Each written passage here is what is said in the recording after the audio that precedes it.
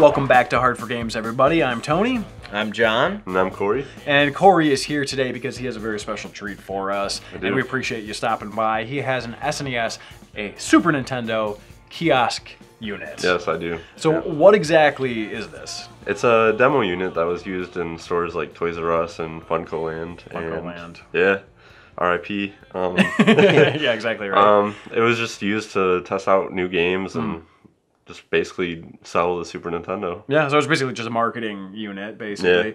Yeah. So do you know how rare this is? I do not know how many are in the wild, but I do see some pop up online for about $1,500 around there. Okay. That would make sense. I mean, I can't imagine there were a lot of these made. I was talking to Johnny Bravo, and he was works at a retail location. I'm not going to say which one. And he was saying, he's like, yeah, I've thrown away so many kiosks. Like, and it was back in the 90s when no one knew. So, of course, it's rare nowadays because they just threw them away. Knowing him, he's probably kicking himself. Like, oh, yeah, he threw away, like, Virtual Boy demo laser discs, which are worth like thousands. Oh man! Question for you then. So you say they range between a grand and $5. How much did you pay for yours? I bought mine for $600 a few years ago. Cheers to that. That's fucking, that's killer. There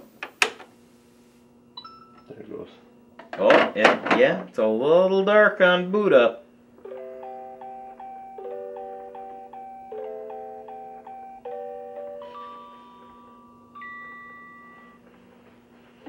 Tell me all about it. Okay, so up here we have the fluorescent light. It lights up my room. Very enticing. Oh yeah. 2 stereo speakers.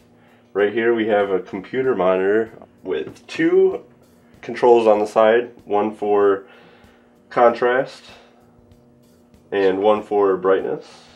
Fancy, fancy. Down here we have a dip switch for the demo unit. It kind of triggers the Super Nintendo to restart automatically, so the customer playing it doesn't play through the whole game. Yeah, on the bottom of the Super Nintendo, in the port that ended up never being used, there's that little retention spot that the clip went into that's an open gap, and some wires go to the reset button.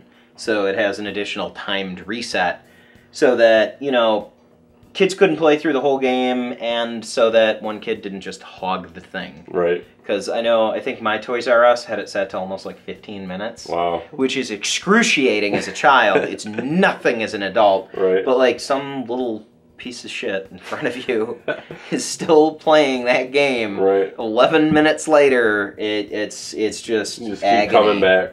You come back and you want to like just come up and sweep the leg and just Cobra Kai him. And also down here we have a hole for a screwdriver. It's flatheads to turn up and down the volume. I like it up real loud. On the side here we have Player 1 graphic for some reason. Yeah, on the right side instead of the left. That's not sure what's going on here. On this side is a removable graphic, and it is a Super Mario World 2 Yoshi's Island graphic that shows you how to get started with the game, in case you're wondering.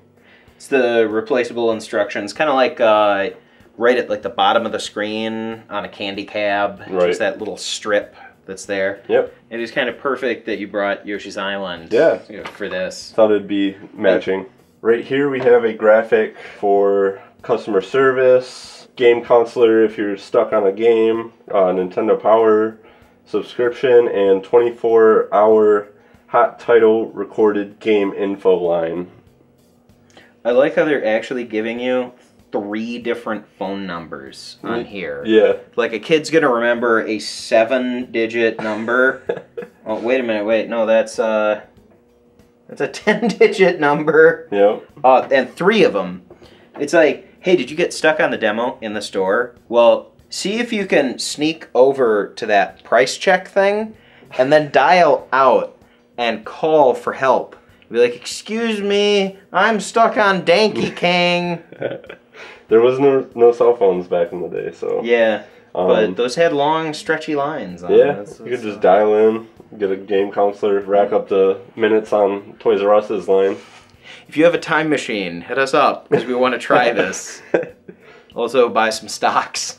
And usually there's two kind of like joystick like things popping out. Yeah, they're like that. They look like wide computer rubbery chairs. thing. Yeah. Yeah. Actually, the little computer chair, like the part that goes from the base up to the back on cheap computer chairs. I was gonna try to make some out of that, but just haven't. That got would to actually it. be Yeah. pretty good. You just need like a piece of like kind of like springy steel, and then you just need that over. And then there's two controllers that come out, and usually there's a base also, but that goes for about $1,000 by itself because those are so hard to come by.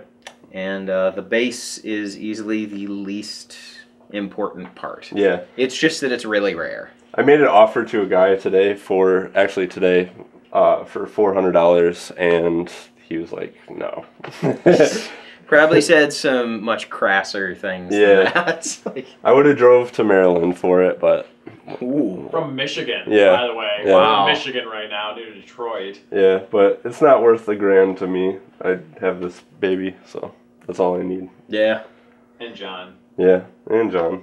So, how did you come across one of these? So I was looking at work like pretty much every morning for a Super Nintendo kiosk, and after a few months one popped up on Detroit Craigslist. I emailed the guy and he only wanted $600 for it, so I was like, yeah. So I drove all the way to Saginaw University where we met up in a common room.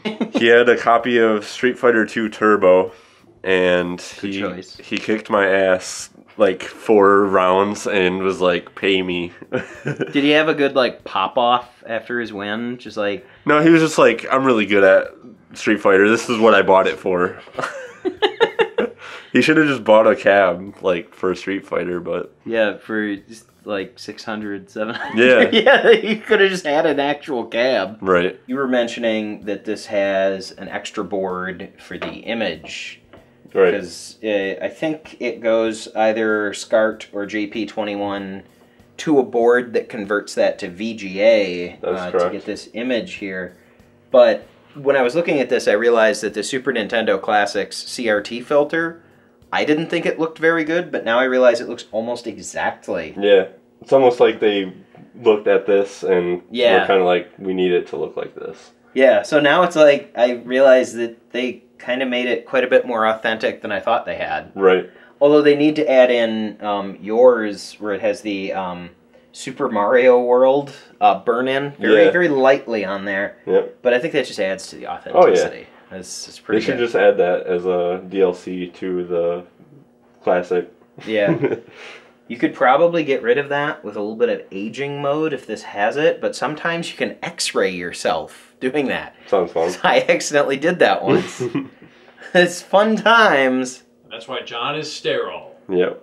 Well, it was technically from here up, so I'll probably just get cancer at some point. Hey, opa! And the next day I woke up and I had like a weird red mark, like right here, that was like a soft pink, like puffy, very, very skin cancerous looking thing. It's not good, man. And then I was like, oh my god. And then I realized there were several others, and then I realized there was a mosquito in my room while I was sleeping. I was like,